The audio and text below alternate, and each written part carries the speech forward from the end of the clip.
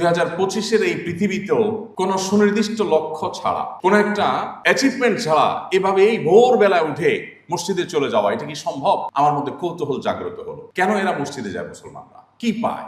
আমাকে তো কেউ পয়সা না দিলে আমি কোথাও যাব না, আমার কোনো স্বার্থ না থাকলে আমি কোথাও যাব না, বাট এরা যে প্রতিদিন এভাবে যাচ্ছে, কেন যাচ্ছে? তখন আমি মসজিদে গেলাম। নিউজিল্যান্ডের একটা সিটিতে একজন মাওরি, নিউজিল্যান্ডের আদিবাসী যারা আমরা চিনি তাদেরকে, একজন মাওরি যুবক অনুষ্ঠান শেষে আমার সাথে দেখা করলেন, খাওয়া দাওয়া করলেন। তো যুবকের সাথে পরিচয় হলাম এবং জিজ্ঞেস করলাম যে মুসলমানদের মসজিদে প্রোগ্রাম শেষে একজন সাদা চামড়ার টকবগে তরুণ তিনি আসলেন, কি আসল বিষয়? তো আয়োজকরা আমাকে জানালেন তিনি নতুন মুসলমান হয়েছেন। আমি কৌতূহলী হয়ে সেই তরুণকে জিজ্ঞাসা করলাম, তোমার ইসলামে আসার কারণটা কি? আমাদের মুসলমানদের যে আর্থিক দুরবস্থা, আমরা যেভাবে পিছিয়ে আছি পৃথিবীতে নানা দিক থেকে, উন্নত দেশের একজন নাগরিক হিসাবে, টকবগে তরুণ হিসাবে তোমার তো ইসলামে আসার কথা না। ইসলামে আসার কারণ কি? কি দেখে তুমি ইসলামে এসেছো?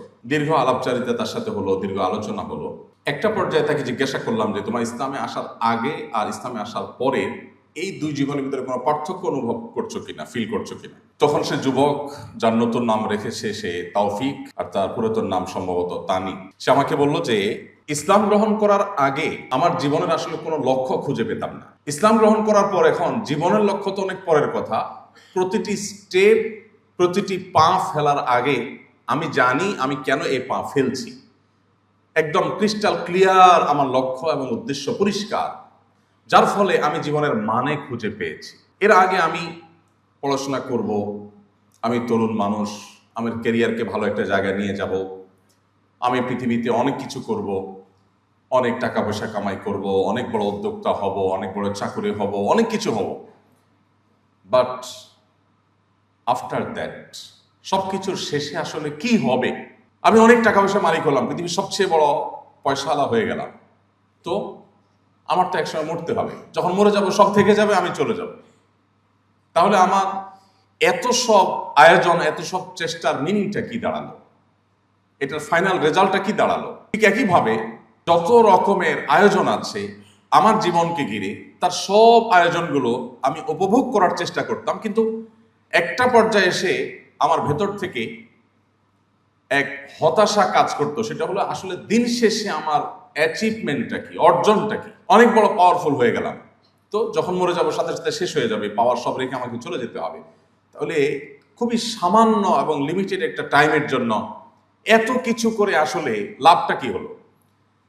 আমরা জীবনে চেষ্টা করি যতটা ভোগ করি তার চাইতে কম সময়। আমরা আমাদের জীবনে স্টাবলিশড হতে হতে, যেটাকে আমাদের বাংলা ভাষায় এক কথায় আমরা বলি পায়ে দাঁড়ানো, নিজের পায়ের উপর দাঁড়াতে দাঁড়াতে আমাদের 40-45 বছর বয়স হয়ে যায়। পড়াশোনা ঠিক করে শেষ করা, এরপর ভালো একটা অবস্থানে যাওয়া, সে অবস্থান থেকে আবার নিজের অবস্থানকে আস্তে আস্তে আস্তে আস্তে একটা ভালো জায়গায় নিয়ে যাওয়া। এরপর আমাদের যখন ভোগের সময় আসে তখন শুরু হয় ক্ষয়, জীবনের ক্ষয়। এমন ক্ষয় যে তখন বিভিন্ন রোগ বালাই ব্যাধি এমনভাবে লাগে, আষ্টে পৃষ্ঠে জড়িয়ে ধরে, যেন তারপর থেকে আমাদের শুধু মৃত্যুর জন্য অপেক্ষা করা ছাড়া আর কিছু বাকি থাকে না। তো সে যুবক আমাকে বলছিলেন যে আমার পুরো জীবন সম্পর্কে এমন অনুভূতি, এমন অনুভব আমার মধ্যে সবসময় কাজ করতো। সামহাও আমি আমার বন্ধু বান্ধবদের মাধ্যমে মুসলমানদের মসজিদে আসা যাওয়া দেখলাম, একটু আমার কাছে অস্বাভাবিক মনে হলো যে মানুষ সবাই কাজে যায়, পেশাগত কাজে ব্যস্ত থাকে, স্কুল কলেজে যায়, আর এরা মসজিদে যায়।